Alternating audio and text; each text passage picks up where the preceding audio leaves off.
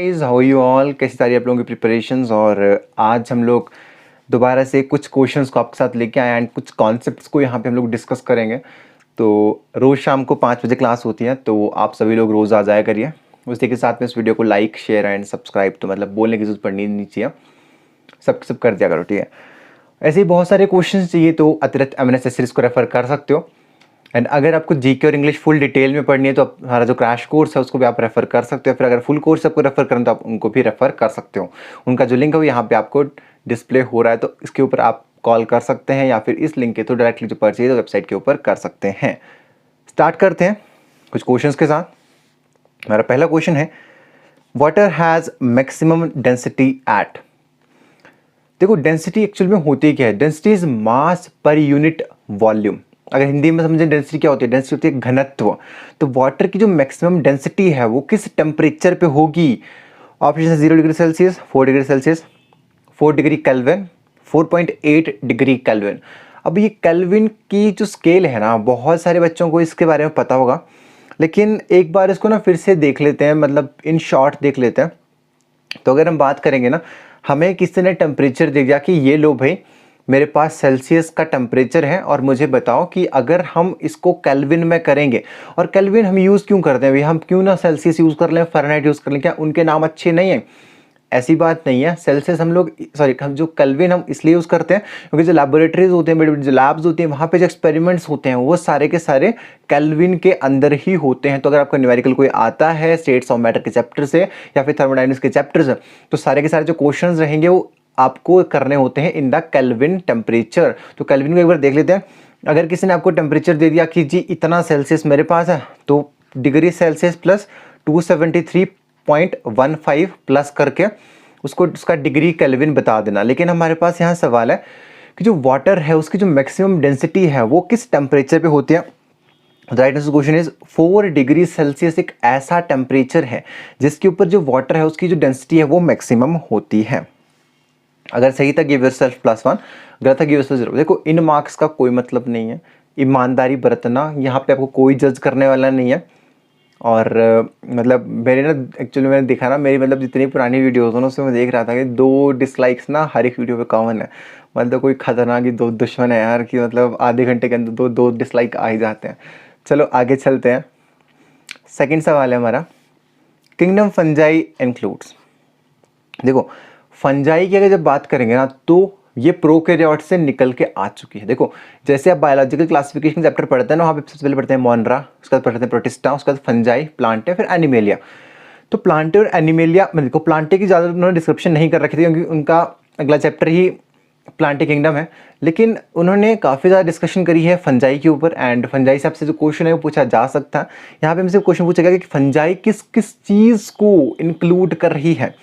Options हैं acellular and eukaryotic organisms, non chlorophyllous multicellular and eukaryotic organisms, non chlorophyllous multicellular thallophytic organisms, chlorophyllous multicellular and eukaryotic organisms. जल्दी से अपना answer लगा लीजिए। And मैं अगर आपको इसका आंसर बताऊं तो right answer question is non chlorophyllous multicellular and thallophytic organisms इसका राइट आंसर है, और ये किंगडम फंजाई के अंदर आता है। अगर और बात करते हैं हम फंजाई की, तो फंजाई जो है ना एक हमारा मल्टी सेलुलर ऑर्गेनिज्म होता है, ठीक है। It's not a unicellular organism. And उसी के साथ में ये यूकैरियोटिक ऑर्गेनिज्म भी होता है, मतलब इसके अंदर जितनी भी सेल ऑर्गेनलीज रहेंगी वो सारी की सारी अच्छे से वेल डेवलप्ड रहती हैं। एंड इन द केस अगर हम प्रोकैरियोटिक सेल्स की बात करते हैं, प्रोकैरियोटिक सेल्स के अंदर क्या होता है, जो सेल ऑर्गेनलीज हैं वो बहुत ही कम होती हैं। लेकिन कम भी कौन सी होती हैं? देखो, न्यूक्लियस तो वहाँ पे जाके न्यूक्लियोलस में कन्वर्ट हो जाता है। वहाँ पे जो 80s राइबोसोम्स आपके यूकैरियोटिक सेल्स में थे वो वहाँ पे जाके प्रोकैरियोटिक सेल्स के अंदर 70s राइबोसोम्स जो है वो हो जाते हैं। मतलब उसके अंदर बहुत ही गिनी चुनी जो ऑर्गेनलीज होते हैं वो रहती हैं। लेकिन मल्टीसेलुलर ऑर्गेनिज्म जो हो गया आपकी यूकैरियोटिक, और जो ऑर्गेनिजम्स हो गए उसके अंदर ऑर्गेनलीज हैं वो काफ़ी ज़्यादा प्रेजेंट होती हैं। उसके बाद अगर हम बात करेंगे, इन ये मेनली क्या होते हैं, सेप्रोफिटिक होते हैं या फिर ये होते हैं हेट्रोट्रॉफ्स। उसी के साथ में एक और बात ये जान लो कि ये जो अपना न्यूट्रिशन है वो किस तरह से लेते हैं, वो लेते हैं थ्रू द एब्जॉर्प्शन, राइट। अगले सवाल पे चलते हैं। अगर सही था आपको +1 दे लेना, अगर गलत है कि उसको 0 मार्क। अगला सवाल है, human blood is an example of. Human blood जो है ना वो किसका एग्जाम्पल है? कुछ लोग बोलेंगे टिश्यू का है, कुछ बोलेंगे फ्लूइड का है। तो टिश्यू इसको क्यों बोलते हैं कि ब्लड एक टिश्यू है? टिश्यू भी अगर बोलते हैं तो टिश्यू कौन सा है? Blood is a connective tissue. और अगर ब्लड एक फ्लूइड है तो उसको हम फ्लूइड क्यों बोलते हैं? क्योंकि ब्लड को एक तरफ हम टिश्यू बोल रहे हैं, दूसरा हम टिश्यू उसको हम फ्लूइड बोल रहे हैं, तो उसके पीछे क्या रीज़न है? ऑप्शंस है organelle tissues, organic compounds and inorganic compounds. देखो ब्लड जो है ना, उसके सबसे पहले जानने की बात आपके लिए है कि ब्लड एक कौन सा टिश्यू है? It is a connective tissue. ठीक है, ये बात जान ली, ब्लड जो है आपका कनेक्टिव टिश्यू है। इसके अंदर क्या होता है? ये इसके अंदर होता है fluid matrix. Fluid matrix is present in it. And one more thing कि इसके अंदर होता है हमारा प्लाज्मा। अब बात ये समझते हैं कि ह्यूमन ब्लड को एक तरफ हम टिश्यू क्यों बोलते हैं और दूसरी तरफ जब हम जाते हैं तो वहाँ पे उसको हम लोग फ्लूइड क्यों बोलते हैं। देखो ब्लड ना दोनों आपका टिश्यू भी और फ्लूइड भी है। अगर हम बात करते हैं कि सिर्फ ये टिश्यू क्यों है, क्योंकि इसके अंदर ना कुछ स्पेशलाइज्ड सेल्स हो गए, आपके एरिथ्रोसाइट्स हो गए, ल्यूकोसाइट्स हो गए, ये कुछ ऐसे स्पेशलाइज्ड सेल्स हैं वो इसके अंदर प्रेजेंट होते हैं। ठीक है, अगर मैं यहाँ पे लिखता हूँ, और ये जो सेल्स हैं क्या करते हैं? कुछ स्पेसिफिक जो पर्टिकुलर फंक्शंस हैं ब्लड के उनको परफॉर्म करते हैं। अब बात ये समझ लेते हैं कि इसको हम फ्लूइड क्यों बोलते हैं। क्योंकि ये जितने भी सेल्स हैं वो एक ऐसा फ्लूइड है, प्लाज्मा, जो कि एक सस्पेंडेड फ्लूइड है, उसके अंदर ही सारे के सारे प्रेजेंट हैं। ठीक है, तो हम इसको क्या बोल देते हैं? इसको हम फ्लूइड भी बोल देते हैं, क्योंकि जितने भी सेल्स हैं वो सारे के सारे एज इन द फ्लूइड, वो सारे के सारे वहाँ पे तैर रहे हैं, तो वो ब्लड को फ्लूइड बना देता है। राइट, सही था, give yourself +1 and blood is connective tissue. अगर गलत था गिव योरसेल्फ 0 मार्क। अगला सवाल है, functional unit of DNA is, options है nucleus, genes, chromosomes and nucleus. अब यहाँ पे पूछ लिया गया कि जो डीएनए है उसकी जो फंक्शनल यूनिट है उसका नाम क्या है। तो देखो फंक्शनल यूनिट ऑफ जो डीएनए है ना, दैट इज जीन। एंड अब जीन क्या होता है? जीन एक बेसिक फिजिकल, एक आपका जेनेटिक बिहेवियर को डिसाइड करता है। आपकी जो जीन्स हैं वो उसका आपका जो जेनेटिक बिहेवियर है उसको डिसाइड करते हैं। एंड आपकी जो फिजिकल और जो फिजिकल फंक्शनिंग है ना आपकी, हेरिडिटी की, हेरिडिटी मतलब कि जो आपके करेक्टर्स आपके दादा से, आपके पिताजी से, आपकी माताजी से आपके अंदर आए हैं उनको हम बोलते हैं हेरिडिटी। ठीक है, तो वो जितने भी आपके अंदर कैरेक्टर्स आए हैं वो ड्यू टू जीन्स ही आए हैं। तो फंक्शन क्या हुआ डीएनए का? That is jeans. एंड अगर ये पूछ लेगा कि स्मॉलेस्ट यूनिट ऑफ डीएनए बताओ, तो वहां पे बोल देना the smallest unit of DNA is nucleotide. सही था, गिव योरसेल्फ +1। गलत था, गिव योरसेल्फ 0 मार्क। एक और बच्चे का डाउट आया था कि भैया हम आप पे ना काफ़ी ज़्यादा डिपेंडेंट हैं, तो क्या मतलब हम जो क्वेश्चंस कराते हो क्या वो सफिशिएंट हैं? देखो हम एक अपनी तरफ से एफर्ट डालते हैं, और आपका जो जनरल साइंस का सेक्शन है उसके अंदर फिजिक्स, केमिस्ट्री एंड बायोलॉजी का सेक्शन रहता है। बायोलॉजी के अंदर भी आपके काफ़ी ज़्यादा क्वेश्चन पूछे जाते हैं। तो देखो क्लास 11th 12th का एनसीईआरटी लेवल रहता है, एंड हम यहाँ पे वही क्वेश्चंस डिस्कस करते हैं, कहीं बाहर से क्वेश्चंस नहीं लेके आते हैं कि लेवल सफिशिएंट है या लेवल सफिशिएंट नहीं है उस चीज़ का। तो इन क्वेश्चंस को करने की कोशिश कर रहा हूँ कि सारे के सारे जो क्वेश्चंस होते हैं वो एनसीईआरटी से ही लिए गए होते हैं। आगे चलते हैं। अगला है malaria is associated with. Malaria एक डिजीज है, एक प्रोटोजोन डिजीज है। ठीक है, और ये किसके साथ एसोसिएट? एक मच्छर होता है उसके साथ एसोसिएटेड। लेकिन मच्छर भी तो भाई साहब यहाँ कई नाम दे रखे हैं, तो फिर कौन सा मच्छर है वो? ऑप्शन है क्यूलेक्स मॉस्किटो, सेल्यूस्टा mosquito, Anopheles mosquito. Culex and Anopheles mosquito. ठीक है, देखो एनोफिलिस जो आपका मॉस्किटो है ना, वो एक डिजीज कॉज करता है, एंड उस डिजीज का कॉज कौन सी डिजीज कॉज करता है? वो कॉज करता है मलेरिया। उसी तरह से अगर हम क्यूलेक्स मस्किटो की बात करते हैं तो क्यूलेक्स मस्किटो क्या बनाता है? कौन सा डिजीज कॉज करता है? वो डिजीज कॉज करता है फिलेरियसिस। ठीक है, अगर आपको क्यूलेक्स मॉस्किटो के बारे में पूछ लिया गया तो बोल देना वो फिलेरियसिस करते हैं। और जो हमारा नॉर्मल मच्छर है एनोफिलिस मादा मच्छर, फीमेल मॉस्किटो, जिसको अपनी रिप्रोडक्शन के लिए ब्लड की आवश्यकता होती है, उसको अपने रिप्रोडक्शन के लिए ब्लड की ज़रूरत होती है, वो है एनोफिलिस मॉस्किटो। ठीक है, अगर सही था आप खुद को +1 दे लेना, अगर गलत था खुद को पता ही है क्या देना है, 0। ठीक है, अगला है the first antibiotic to be discovered was. पहली ऐसी कौन सी एंटीबायोटिक थी जो डिस्कवर की गई थी? ठीक है, एंटीबायोटिक का क्या मतलब होता है भाई साहब? एंटीबायोटिक मीन्स 2 शब्दों से बना है, एंटी और बायोटिक। एंटी का मतलब अगेंस्ट, बायोटिक मतलब बैक्टीरिया। जो बैक्टीरिया को खत्म कर दे, वो उसको मार दे। उसके अंदर भी दो टाइप्स की मैंने पढ़ाई थी पिछले लेक्चर्स में, broad spectrum and narrow spectrum antibiotics. उसमें भी पेनिसिलिन हमारी कौन सी थी, वो थी नैरो स्पेक्ट्रम एंटीबायोटिक, ठीक है। हमने उस लेक्चर में ये पढ़ा था कि नैरो स्पेक्ट्रम एंटीबायोटिक्स कौन सी एंटीबायोटिक्स रहती हैं और वो क्या काम करती हैं। उसी तरह से हमने पढ़ा था जो ब्रॉड स्पेक्ट्रम एंटीबायोटिक्स आपकी रहेंगी वो क्या क्या काम करती हैं और किस किस बैक्टीरिया के खिलाफ वो काम आपका करती हैं। उसी तरह से हमने वहाँ पे काफ़ी सारी जो चीज़ें थी उनको डिस्कस करा था, तो यहाँ पे मैं दोबारा से सब चीज़ों को डिस्कस नहीं करूँगा। मैंने एंटीबायोटिक्स काफ़ी अच्छे से पढ़ा दिया था, लेकिन यहाँ पे बात करेंगे पहला एंटीबायोटिक कौन सा था जो कि डिस्कवर हुआ था। So right answer question is penicillin. देखो, एंटीबायोटिक सारी की सारी अगेंस्ट बैक्टीरिया काम करती हैं। कभी अगर जुकाम वगैरह हो जाए ना, तो मतलब ये मत सोचना कि मैं एंटीबायोटिक खाऊंगी और ठीक हो जाऊंगी। जब आपका बैक्टीरियल इन्फेक्शन है, जब आपके गले में इन्फेक्शन हो गया है या फिर कोई और आपको बैक्टीरियल इन्फेक्शन हो गया, गट में हो गया, तब एंटीबायोटिक खाई जाती है। वायरल इन्फेक्शन में कभी भी एंटीबायोटिक नहीं खाई जाती है। हमारी मेडिकल टर्म्स में एक बात बोली जाती है कि अगर आपको जुकाम है तो अगर आप मेडिसिन खाते हो then you will take a week to recover, और अगर आप दवाई नहीं खाते हो तो आपको एक हफ्ता लगेगा। मतलब वायरसेस का कोई भी रोल नहीं है, मतलब वायरसेस के अंदर कोई भी रोल नहीं है एंटीबायोटिक्स का, ठीक है। Right answer question is penicillin. आगे चलते हैं। अगला है the science of growing terrestrial plants in an arid solution is.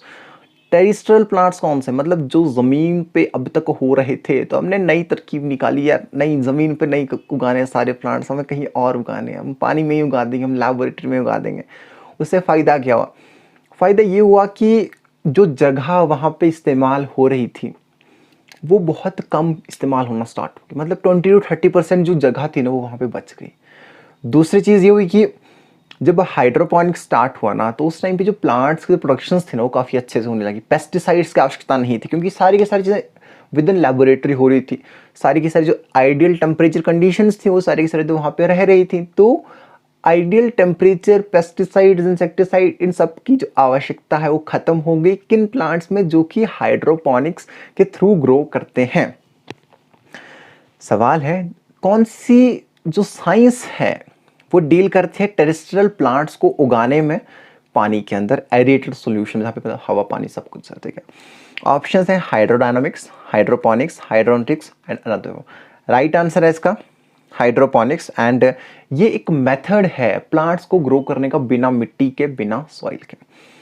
सही था, खुद को +1 दे लेना। मुझे पता है मतलब बच्चों के सही होगा सवाल, बच्चे बहुत इंटेलिजेंट है हमारे, ठीक है। आगे चलता हूँ। अगला सवाल है, बहुत बेसिक सा क्वेश्चन है, बहुत सारे एंट्रेंस एग्जाम्स में ये पूछा जाता है। ऑप्शन है, क्वेश्चन है people living in the higher altitudes like mountains usually have a. देखो, अब माउंटेन्स पे भैया ऐसा क्या हो गया कि उनके जो रेड ब्लड सेल्स हैं, जो वाइट ब्लड सेल्स हैं, वो कम होना, ये बढ़ना शुरू हो गया।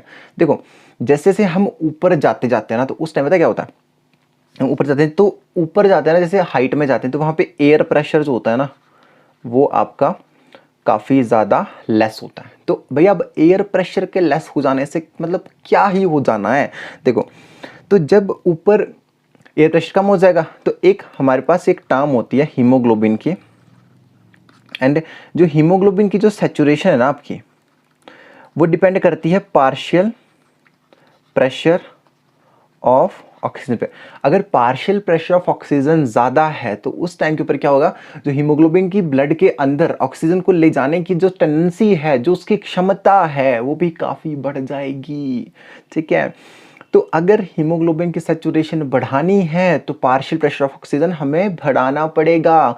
लेकिन पहाड़ों पे क्या होता है, जो एयर प्रेशर होता है वो बहुत ही कम होता है, और तब क्या होगा, हमारा जो हीमोग्लोबिन है उसके साथ जो ऑक्सीजन है वो उतनी ज़्यादा बाइंड अप नहीं हो पाएगी, उतनी ज़्यादा वो सैचुरेट नहीं हो पाएगी। और जब वो सैचुरेट नहीं हो पाएगी तो पेशेंट को सांस लेने में या फिर किसी भी नॉर्मल इंसान को सांस लेने में बहुत ज़्यादा कठिनाई महसूस होगी, और बहुत ज़्यादा जो दिक्कत है बच्चों को या फिर किसी भी एडल्ट को, जब वो बहुत ज़्यादा हाइट के ऊपर जाएगा तो उसको वो दिक्कत होना स्टार्ट हो जाएगी।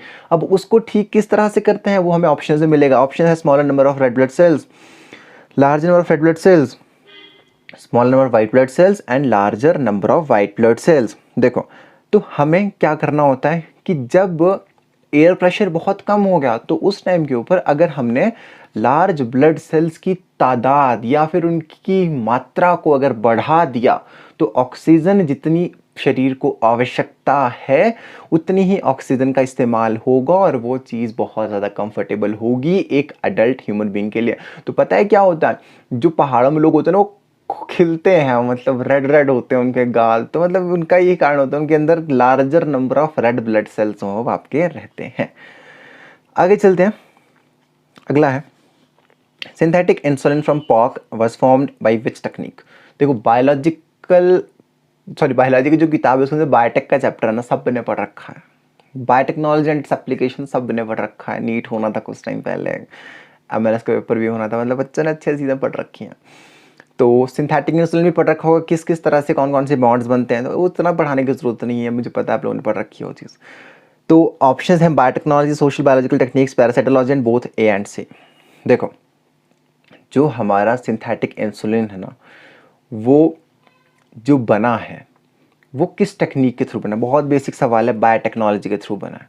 बायोटेक्नोलॉजी एंड इट्स एप्लीकेशन का चैप्टर है, +2 का चैप्टर है, अच्छे से पढ़ लेना उसको, उसके अंदर पूरा का पूरा जिसका प्रोसीजर है वो दिया हुआ है। लेकिन अभी इसका जो आंसर है दैट इज बायोटेक्नोलॉजी, सही था गिव योरसेल्फ +1, अगर गलत था गिव योरसेल्फ 0 मार्क। आगे चलता हूँ, अगला सवाल, last question, haemodialysis means cleaning of. Haemodialysis का क्या मतलब होता है? ऑप्शंस हैं, सॉरी हीमोडायलिसिस मतलब क्लीनिंग किसकी करेगा, ठीक है। ऑप्शन है urine, blood, glomerular filtrate and सिल्मिक फ्लूइड। देखो जो हीमोडायलिसिस है ना वो किसकी replacement, haemodialysis is the replacement of the kidneys. Kidneys की रिप्लेसमेंट को हम क्या बोलते हैं, उसको हम बोलते हैं हीमोडायलिसिस। एंड एक और काम देखो, जब आपकी किडनियां काम करना बंद कर देते हो, बोलते हैं जी मैं नहीं कर रही काम मेरी, मतलब ऐसा होता है ना कि एक किडनी पे तो इंसान सर्वाइव कर जाता है, लेकिन जब वो दो सहेलियां दोनों नाराज हो जाती हैं कि अब जी नहीं करना अपने को कुछ, तुम जाओ जो करना है कर लो, तो वहाँ पे एक आदमी आता है, मतलब बड़ा सा चौड़ा, हीमोडायलिसिस को बोलते हैं हम, ठीक है। तो उससे क्या होता है, जो किडनीज हैं उनका जो काम है वो हीमोडायलिसिस रिप्लेस कर देता है, ठीक है। इसके अंदर क्या होता है, जितना भी वेस्ट एक्सक्रीट आपके ब्लड के अंदर रहेगा वो सारे के सारे उसको निकाल देता है। और क्या काम होता है हीमोडायलिसिस का, लिखता हूँ यहाँ पे जस्ट अ सेकेंड। देखो जो आपका ब्लड प्रेशर है उसको ये कंट्रोल करेगा, एंड जितने भी आपके इम्पॉर्टेंट मिनरल्स हैं बॉडी के अंदर वो हीमोडायलिसिस से मेंटेन हो जाते हैं। उसी तरह से हीमोडायलिसिस का क्या मतलब है, ब्लड की, खून की सफाई। जो किडनियां पहले काम कर रही थी, जो सहेलियां नाराज हो गया, फिर उसके बाद बड़ा सा आदमी आया मेरी तरह और उसने काम करना स्टार्ट कर दिया, और जो काम किडनी कर रही थी कहा कि नहीं बहन नहीं कर रही, कोई बात नहीं, मैं ये काम करूंगा, इस इंसान को मैं बचाऊंगा। तो मतलब हीमोडायलिसिस वो एक तरह का प्रोसेस रहता है। आई होप सो कि आपके सारे के साथ 10 के 10 क्वेश्चन सही होंगे, क्योंकि हमारे बच्चे हैं 10 10 8 10, तो मतलब सबके 10 से 10 मार्क्स आए होंगे। नहीं आएंगे कोई बात नहीं यार, कल आ जाएंगे, परसों आ जाएंगे, बहुत टाइम है एग्जाम के लिए, ठीक है। वैसे बहुत सारे क्वेश्चन चाहिए तो अदरत एमएनएस को रेफर कर सकते हो। ऐसी बहुत सारी जो क्वेश्चन है, मतलब अप्रॉक्सीमेट मुझे लगता है कि 250 क्वेश्चन हमने यूट्यूब पे डिस्कस कर दिए। तो अभी तक ना इसके आई थिंक जो 21 पार्ट रिलीज हो चुके हैं, तो जाओ जाके देखो, पर चैनल को सब्सक्राइब करके जाना, लाइक कर देना वीडियो को, एंड ध्यान रखो अपना घर पे, सिचुएशंस टाइम पे ख़राब चल रही हैं all over the India. And उसी तरह से अगर क्रैश कोर्स ज्वाइन करना है तो उसको ज्वाइन कर सकते हो, जो यहाँ पे नंबर नीचे स्क्रॉल हो रहे हैं उसके ऊपर कॉल कर लेना, या फिर जो डिस्क्रिप्शन बॉक्स में जो लिंक्स हैं उनके ऊपर क्लिक करोगे तो आपका जो काम है वो हो जाएगा, काम बहुत आसान हो जाएगा, ठीक है। फिर मिलता हूँ कल शाम को 5 बजे, तक अपना ध्यान रखो।